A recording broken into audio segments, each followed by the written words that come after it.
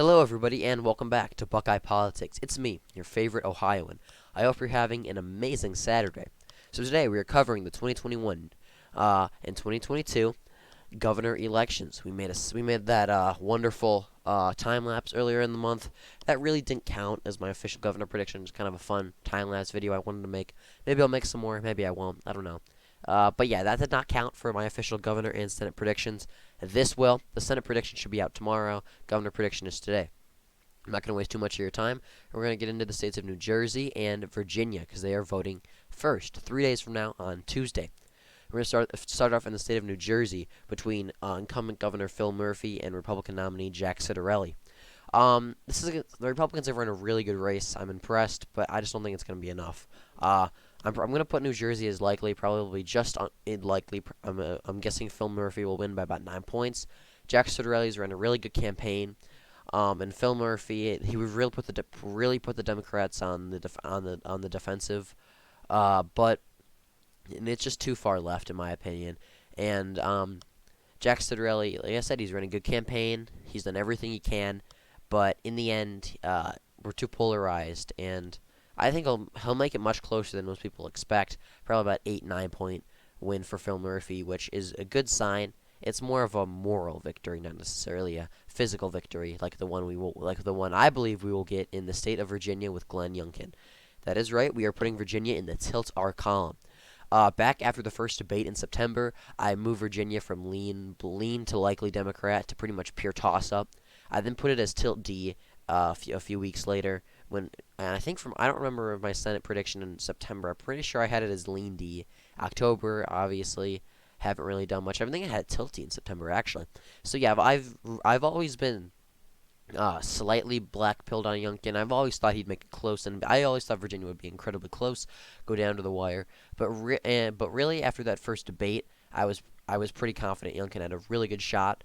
Still had it as pure toss-up. If I had to make a guess after that, I'd probably still put it as Tilt D, but I pretty much had it as a pure toss-up after that debate. But now, after everything that's happening, I am pretty confident Youngkin will win in Virginia, probably by about a half a point to a point. I mean, the energy is completely on our side. Terry McAuliffe is doing a horrible job campaigning. He's doing a terrible job. It's sad, honestly, but it just shows that we need to run. If you're in a state you should win handily, you need to still run a good campaign. Republicans should take that message that idea, I should say, into 2022 and realize that even in some states they should be able to win. They still need to run good campaigns, and they still need to try pretty much, and they still need to run a good campaign. A good thing from Virginia, the Republicans are going to take those dinner table issues, those issues that really don't affect. That do affect the majority of people. I mean, there's a lot of issues that people talk about in D.C., like spending and stuff, that really does not affect us, the American people, all that much, except for maybe some increased prices, which are obviously bad. But really, when it comes down to it, a lot of the issues that people discuss in D.C. and the people run on in terms of like corporate tax cuts, they don't affect us all that much. I mean, if you look at Biden winning, I mean, honestly, other than prices going up, which is obviously a bad thing, most people's lives have not been that dramatically changed by Biden, except for maybe those, who have been affected by the mask mandates and vaccine mandates, which is issues we need to run on, issues that people really actually care about. And Youngkin's done an incredible job of that with education and all the shit that goes on in Loudoun County and in Nova, especially. And I do think Youngkin will be able to pull it off. Especially pollsters pretty much have him tied. We know how biased polls are, so when the polls put Youngkin tied or even have a slight lead, that's always a good, pretty much indicator that Republicans will be able to pull it off. And Trump is not going to visit the state. Obviously, if that wasn't obvious, he's not visiting till after the election.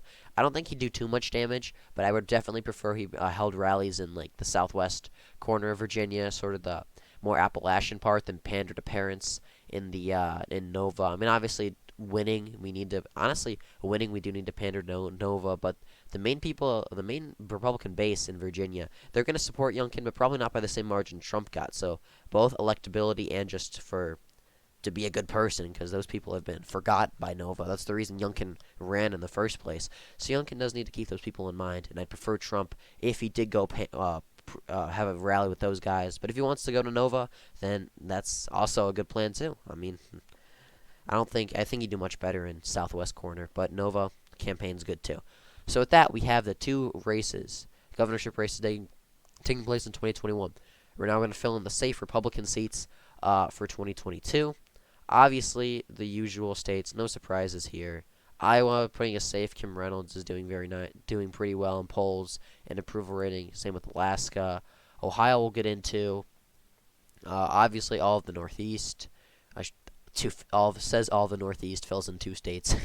But yeah, these are pretty much all the safe Republican seats. Maryland would possibly be safer. Would obviously be safe Republican if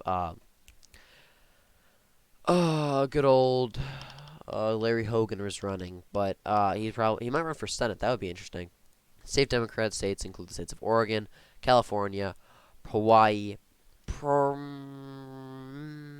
not Colorado actually, Illinois, Maryland. Obviously, them pick up New York, probably Rhode Island, and that is it. So with that, we have 21 safe Republican seats, we have 20 pretty much safe Republican seats, 1 pretty much lean Republican, and 13 pretty much safe Democrat seats. We're gonna go now fill them in. Let's go east to west. Let's go east to west. We're gonna start with the state of Maine. Janet Mills in Maine, I do think she will win by a lean margin. Obviously, the former Republican governor is running. That's really the only reason it's going to be close. If he runs a good campaign, I could see Maine being a sleeper flip, but right now I'm putting it as lean D. New Hampshire, it's going to be interesting what Chris Sununu does. Right now, I'd say he's most likely, honestly, going to run for governor, so I'm going to put it as likely R. Obviously, if he runs for Senate, then that's going to change. But the fact he has not announced yet, I do think he's probably going to stay in the governor position. I'd much prefer he ran for Senate because New Hampshire is going to be a critical pickup for the Republicans if they want to have a good shot. But they still might be able to pick up with someone like Kelly Ayotte. She could run a good campaign and possibly flip New Hampshire in a good year. In a red wave year like it could be, New Hampshire, even without Chris Sununu on both the governor and Senate elections, is still within play for the GOP. We can't just discount it because Sununu won't run. So I'm going to put New Hampshire as likely R because I think Sununu, as of now, is going to run for the governorship. Really, we don't know though. If he runs for Senate, then I probably put it as tilt R to tilt D, depending on the national environment. Maybe lean D. I don't know. It would just depend. Connecticut, I'm gonna put Connecticut in the probably likely D column. Ned Lamont obviously is not super popular. Or when he was first elected, he was not super popular. He was very close in a blue wave year against Bob Stefanski. It should not have been that close. And the fact that it's a red wave year, a lot of people are saying Connecticut's going to flip. From what I've heard, though, Ned Lamont has actually gained a lot of support. A lot of more independents have kind of began to like him. So I do think he'll win, probably by about 6-7 points, maybe higher, maybe lower, depending on turnout. But I don't think Connecticut's going to be a state we should focus on. The state of Pennsylvania, I'm putting that in the tilt R column. Pennsylvania is interesting. The governor, you probably, if you watch this time lapse, I put it as a D state. That's because I really don't know what's going to happen in Pennsylvania. It's going to be a pure toss-up. You have a lot of candidates. You have a decent amount of candidates running. You have an incumbent retiring, I believe, or he's term limited. So yeah, Pennsylvania is going to be an interesting race. Tom Wolf is term limited. So you have several Republicans and several Democrats. So it's Josh Shapiro could make it interesting. But yes, I'm putting Pennsylvania as tilt R just because of national trends. Ohio, my great home state, that's going to be likely R. Obviously, if you watch my State of the Ohio race, it's most likely going to be DeWine or Renacci. If DeWine gets the nomination, that would be an interesting race. DeWine getting the nomination, because a lot of Democrats would probably vote for, and independents would vote for DeWine. And then a lot of so DeWine would either win by a huge margin or very narrowly. It just kind of depends on how partisan it is. Or how unpartisan it is, I should say. So Ohio would be very interesting, but I do think it's going to be, as of now, I'd say it's probably going to be DeWine or Renacci. Both would probably win by likely margins, although DeWine could do much better. I'd prefer it be Renacci, obviously, because DeWine's kind of a rhino, and he's kind of liberal. But he's kind of a more liberal Republican. He shouldn't be, but he kind of is becoming one. So I do think that, so DeWine would be interesting, because he'd probably get a lot of Democrats voting for him. He'd probably win in a landslide, honestly. Maybe not, but you know what I mean. He'd have a lot of crossover votes if it was DeWine versus a generic Democrat, which is pretty much all that's running, is just generic Democrats. So with that, we have the state of Michigan. Michigan, I'm putting as tilt R. I really do hope that Gretchen Whitmer is really not that popular. She's lost a lot of support, and although she could do much better in the future, and she could win based on just those suburban white women who seem to love her for some reason. I do think James Craig would have a very good shot at flipping it because he would actually get a lot of he would actually be able to win over a decent amount of independents who are care about like defunding the police in the Detroit suburbs. He'd probably get some support from inner city Detroit. Honestly, I've heard that he's actually very popular. I shouldn't say very popular, but he's respected at least in Detroit, which is good for a candidate, especially a statewide candidate in this very urban area like Detroit. Now, looking at the state of Wisconsin, I'm putting Wisconsin as lean R. Wisconsin should flip both the Senate and the governorship levels pretty much handily. It should definitely flip in 2024, and it should flip in 2022 as well. Both in the governorship and the Republicans should hang on in the Senate. But in the governorship, Tony Evers, he for a blue wave year, he really didn't win by a huge margin. I mean, he did great, but he should have won by a lot more, especially when he had a lot of the driftless area on his side. With a good Republican nominee, I seriously doubt the with a solid Republican nominee, the driftless area will not turn out for the Democrats, and that should be a Republican flip up. Not to mention trends in the suburbs and Green Bay area. Wisconsin could end up being a brutal race for the Democrats. Looking at the state of Minnesota, putting that as probably lean D just because of national environment. Really don't think anything special is going to happen up there. So yeah, Georgia is another lean D state. David Perdue has announced that he is running for governor. That's an awesome candidate. If David Perdue is the nominee, I'd probably put Georgia more competitive. But right now, I do think it's going to end up being Brian Kemp, unfortunately. So, and even David Perdue does get the nomination. There's going to be so many independents and so many center-right people, like in suburban Atlanta, and people who just simp for Brian Kemp. Because Brian Kemp still have a decent amount of support from some independents that probably flip. So right now, Georgia, this governorship is just, it's a shithole. Georgia at the governorship level is just, it's a mess. So I'm putting Georgia's lean D. That could obviously change, and that's most likely going to change. But as of right now, I'm putting it as lean D. Florida, Ron DeSantis likely are. Even Nikki Fried or Charlie Christ, whoever he's running against, he's going to win by a likely margin. Probably Charlie Christ closer to 6 points. Nikki Fried probably just under 10. But either or, likely margin. Hopefully get a lot of white working class support. The Panhandle is going to just be off the charts. He'll continue the Hispanic trends and continue to be the governor of Florida. State of Texas likely are. It's going to be an interesting race. May end up being like 2006. That'd be so scuffed. But with Matthew McConaughey, I believe he's pretty much entered the race, and Greg Abbott, obviously, I think there's a primary challenger against him, which has forced him to become pretty much more solid on the issues and much more conservative, which is always a good thing. So, yeah, Texas is going to be likely R. Kansas, and a flip it for the GOP, putting that as lean R against Laura Kelly. She's going to put up a fight, obviously, but Republicans should be able to flip it just because of trends and national environment and because of how polarized we've gotten. It's crazy to think that a Democrat could win in Kansas, but if you think about it, the only reason she did win in the first place was because of vote splitting, because there was another conservative who ran as a third party independent, and he pretty much split the Republican vote.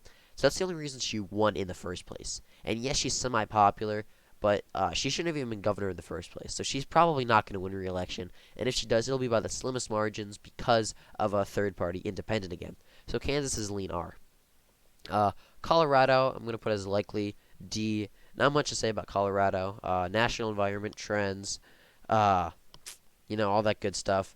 Republicans could have a shot if they play their card right, similar to Virginia. If the Republicans could flip back Colorado and Virginia, you know how awesome that would be if we flip back Colorado and Virginia in the same semi-cycle, sort of. I guess you'd say cycle, but yeah, Jared Polis, he seems pretty popular. Colorado's pretty much gone, so unless the Republicans get a Glenn Youngkin clone to run in Colorado and they find an issue that really appeals to the same people that Youngkin did in Virginia, I really don't think Colorado's going to go anywhere. New Mexico, I'm also putting that as likely D. I believe they're a former Republican sheriff or governor. I'm drawing a blank on his name. Mark Ronchetti, the nominee for Senate in 2020. He's a pretty good candidate. He has announced that he's running for governor. I don't know why I thought he was a sheriff, but I'm thinking of probably the Alec Baldwin movies, the Alec Baldwin's stuff that happened with the sheriff down there. I'm not very smart when it comes to New Mexico, but anyway, that's besides the point. Uh, yeah, Mark Ronchetti, he has the name recognition. He should be able to pull off a win in New Mexico well, in the Republican primary. He'll make it closer than it probably should be for the general election, but I don't think he'll be able to win. Could that change? Yes, depending on the national environment, Biden's approval rating, oil in New Mexico.